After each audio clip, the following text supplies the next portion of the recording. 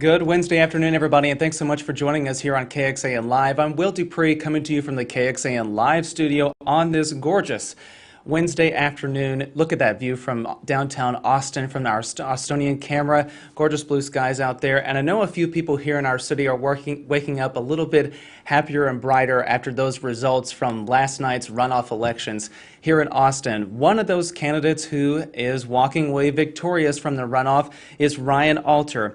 He is the projected winner in the Austin City Council District 5 race, capturing about almost 60% of the vote over his challenger, Stephanie Bazan. And we are very fortunate this afternoon to have Ryan Alter joining us for a live interview about his victory. Ryan, thank you so much for joining us. We appreciate it. Thank you so much for having me. I just want to get the first reaction from you today as you're getting a little bit of a sleep in after that victory last night. How are you feeling about everything?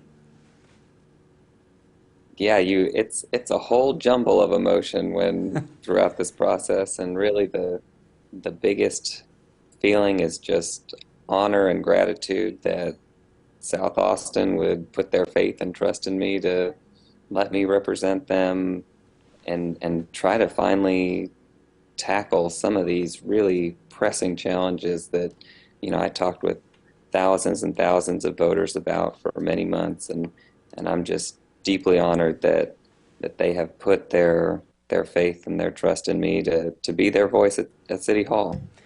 We wanted to show really quickly those results again. You captured about 60% of the vote last night after the runoff election. This is a reversal from what happened back in November when Stephanie Bazan finished with the most votes. What do you attribute that reversal to?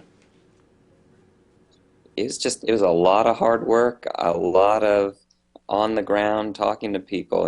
I knocked on something like 12,000 doors. I've talked with countless numbers of people about things in their neighborhood, in our city, and the more we were able to talk with people, the more that we were able to share our vision and our plans. I think it really resonated. People really wanted someone who was going to be a strong advocate for them and show up and actually get some things done and offer solutions. And I think that really is what eventually put us over the top. But not to take away anything from Stephanie. She's both an incredible person, she was an incredible candidate, and I know that we will certainly see other great things from her in the future. Have you had a chance to speak with her today or even last night? So we texted a little bit last night. I missed her call, but I'm sure we'll be talking more in depth in the coming days. Yeah, I'm sure. Well, even though we are just hours after the results all came in yesterday, I'm wondering, as you're thinking about what will happen next year when the new council is formed, what are the issues that you are hoping to tackle first? What would be in that list? It's got to be housing affordability, number one. Hmm. When I talked with people at their doors, countless people, just wanted to know how they were going to afford to live in this city, how they were going to afford to stay in their home. And so we have got to take meaningful, serious action on housing affordability to make sure that the fabric of Austin remains in Austin. We can't just push people further and further away and expect Austin to be the place that we all love. So that is number one, and I'm ready to hit the ground running on that. But equally challenging and very pressing, especially in District 5, is our homelessness challenge. We are sadly facing a homelessness crisis in Austin and need to really address it like a crisis. And so I can tell you from day one, we are going to be looking for real solutions to actually serve not only those who find themselves on the streets day in and day out, but also those in the community who are feeling the impacts of this. And what we're doing just isn't working, and we need to take a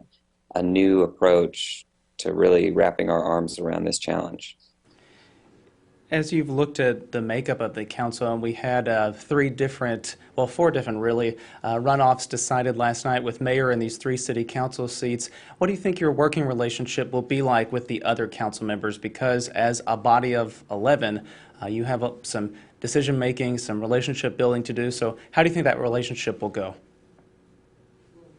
I think it's going to be very strong. I have a very strong relationship with our mayor-elect as someone who I have worked with closely over the years. I was able to develop a good relationship with some of the other candidates and have had the opportunity throughout this process to start creating relationships with some of the other council members as well. So I'm someone who is very solutions oriented, a consensus builder. So I plan to really get to know everybody and find common solutions and ways to move forward. I think we might not all agree on everything, but if we can at least agree on where we want to go and what our vision is, we can find a way to get those solutions passed and make Austin a place that people know it can and should be. What struck out to me in your biography is that you served as a longtime Capitol staffer, including for former Texas State Senator Kirk Watson. Of course, you mentioned there that he is now the projected winner in the Austin mayoral race. Have you spoken to him yet about kind of this new relationship, this new chapter in your working relationship?